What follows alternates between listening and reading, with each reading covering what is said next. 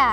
Enggak kok Mbak, aku puasa. Kok itu dicariin abang bakso disuruh bayar? Enggak, kata itu siapa? abang baksonya tuh. Ber. Aduh. Makannya doang nih, nggak mau bayar. Ber. Aduh, gara-gara lu nih semua orang jadi tahu gue nggak puasa. Emang harus bayar lah. Ayo lo nggak puasa, kamu.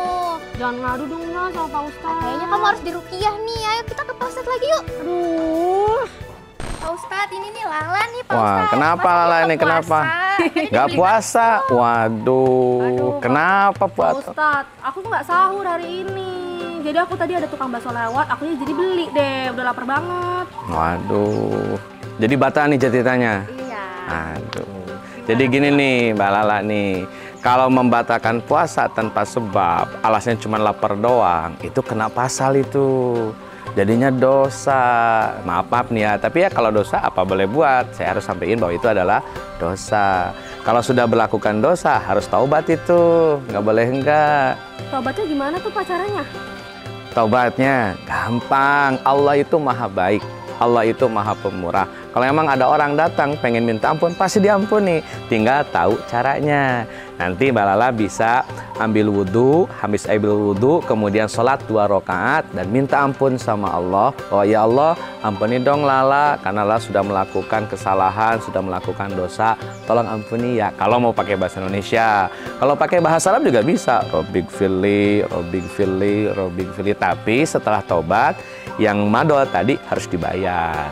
Hutang adalah hutang. Nah Pak Ustadz, kalau aku udah taubat nih, terus besoknya batal lagi, gimana tuh Pak? Diulang-ulang lagi?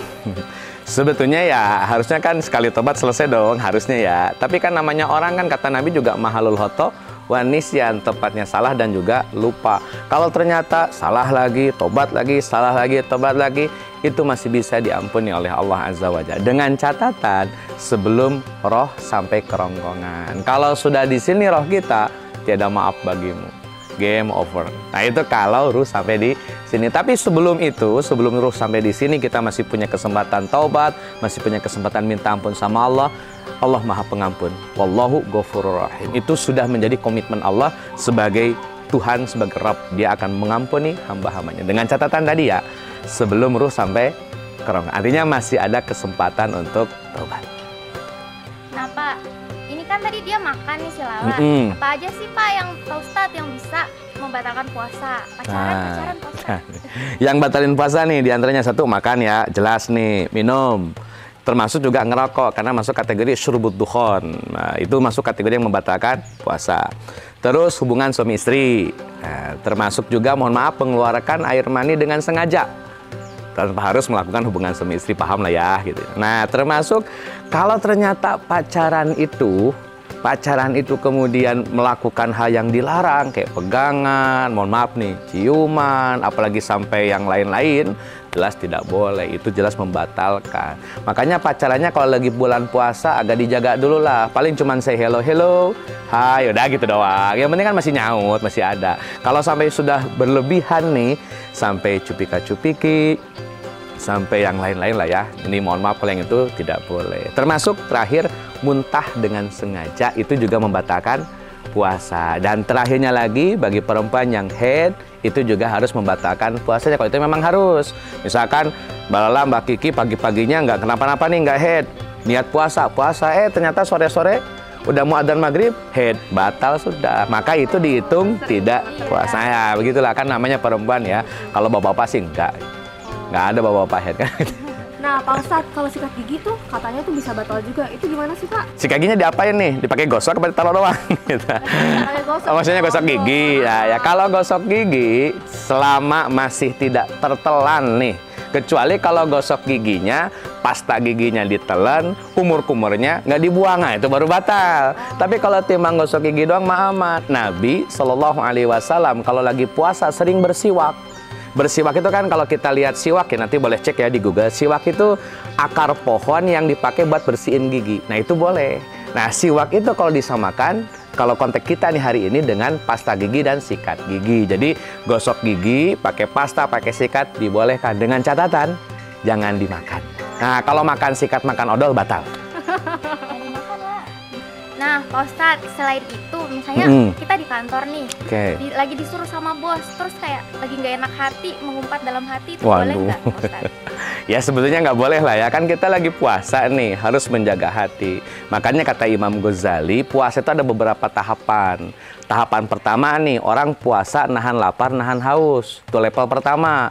Semua orang biasanya bisa tuh Mbak Lala Mbak Kiki. Anak TK juga bisa itu. Nahan lapar, nahan haus. Level kedua baru nahan panca indera. Ya mata ditahan, mulut ditahan supaya tidak melakukan yang melanggar. Dan yang terakhir, menahan emosi dalam hati. Jadi itu tahapan puasa. Makanya sebetulnya idealnya jangan sampai ngedumel. Terus gimana supaya nggak ngedumel? Ya kita nerima. Kalau memang bos ngasih tahu, bos ngasih peringatan, bos ngasih pelajaran, ya kita terima saja. Menyadari kalau kita memang salah, tinggal terima.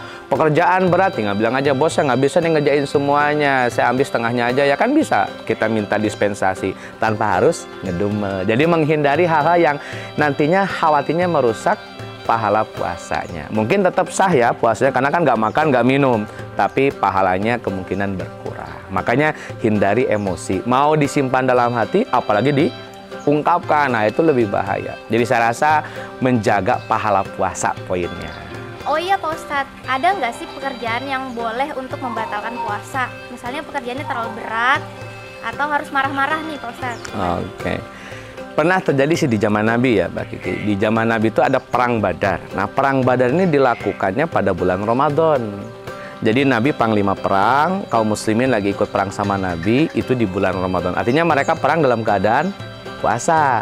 Yang namanya perang kan pasti extraordinary dong, nggak mungkin kan perang diem-dieman, nggak mungkin perang colek-colekan kan, pastinya perang ya bawa pedang, bawa tombak, bawa perisai, berantem, itu kan menguras energi tuh. Ternyata Nabi ngasih dispensasi bagi mereka.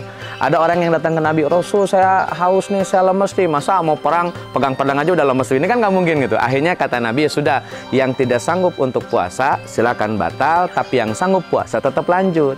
Maka nanti pekerjaan berat misalkan kuli nih, atau pekerjaan tambang yang dia harus gali tambang kan, kembalikan ke orangnya, masih sanggup nggak dia puasa sampai maghrib? Kalau masih sanggup lanjut puasa, tapi kalau udah nggak sanggup baru boleh batal puasa. Nah sekarang ciri-ciri nggak sanggup nih Mbak Lala Mbak Kiki, jangan-jangan ntar semuanya saya nggak sanggup Tad, padahal masih seger kan, bahaya itu.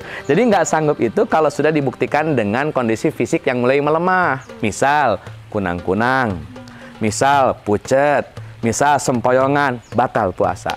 Kalau belum kunang-kunang datang, baru laron yang datang, belum kunang-kunang yang datang, ya, berarti masih lanjut puasa. Nggak boleh berhenti dulu, sampai betul-betul dia sempoyongan jatuh, nah itu baru batalin puasa. Itu wajib batalin puasa. Tapi kalau masih kuat, lanjut puasa. Maka kembali, pekerjaan yang berat tergantung pelakunya, tergantung orangnya. Masih sanggup, lanjut puasa. Nggak sanggup, batalkan puasa. Nanti tinggal di kodok. Nah Pak Ustadz, kalau pekerjaan yang emang udah melibatkan emosional nih, kayak penagihan utang, itu kan kayak harus marah-marah nih. Itu gimana tuh Pak? Nggak, kita koreksi dulu. Emang nagih hutang harus marah-marah gitu kan ya? Tapi kalau misalkan dia masih bisa nagih hutang dengan cara yang baik, itu malah lebih dianjurkan. Kalau nggak salah ada yang viral loh. Dia nagih hutang, tapi caranya tuh lucu.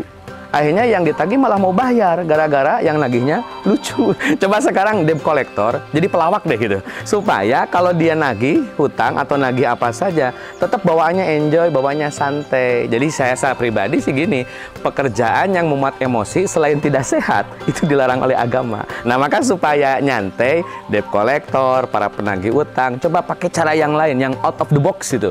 Nagih tapi bercanda, ya, itu. Gitu saya rasa solusi itu ya buat teman-teman yang memang bekerja di debt collector, wajahnya agak lucu-lucu dikit lah gitu, komeng aja DPD menang apalagi kalau nagih utang gitu ya. Kurang lebih gitu. Oke Pak Ustadz, siap, kami. Hai workers, penjelasan Pak Ustadz Daniel Barkah memang selalu membawa ilmu lebih ya ke kita semua. Nah, jika kalian pernah membatalkan puasa secara sengaja dengan tanpa uzur, hal itu dilarang dalam Islam. Dan kalian wajib membayar puasa di lain hari ataupun kalian bisa bertaubat. Yang perlu kita ketahui lagi, ada beberapa hal yang dapat membatalkan puasa, yaitu makanan minum, merokok, berhubungan suami istri, mengeluarkan air manis secara sengaja, perempuan yang sedang haid, dan muntah secara sengaja. Eits, tapi dari itu semua, jangan lupa kalau puasa adalah menahan diri dari segala cobaan seperti menahan haus dan lapar, menahan perbuatan dosa dan maksiat, dan menahan hati dari keraguan masalah duniawi. Untuk workers yang memiliki pekerjaan yang berat, kalian bisa membatalkan puasa jika tidak sanggup, seperti kondisi fisik yang lemah dan mengalami kunang-kunang. Tetapi kalian wajib mengganti puasa itu di lain hari ya. Gimana workers? Dalam Islam sebetulnya memudahkan kita semua untuk menjalani kewajiban kita kan? Yuk semangat menjalani puasa tahun ini. Selamat menunaikan ibadah puasa ya workers. Saset-saset langsung dapat kerja di Workerspedia.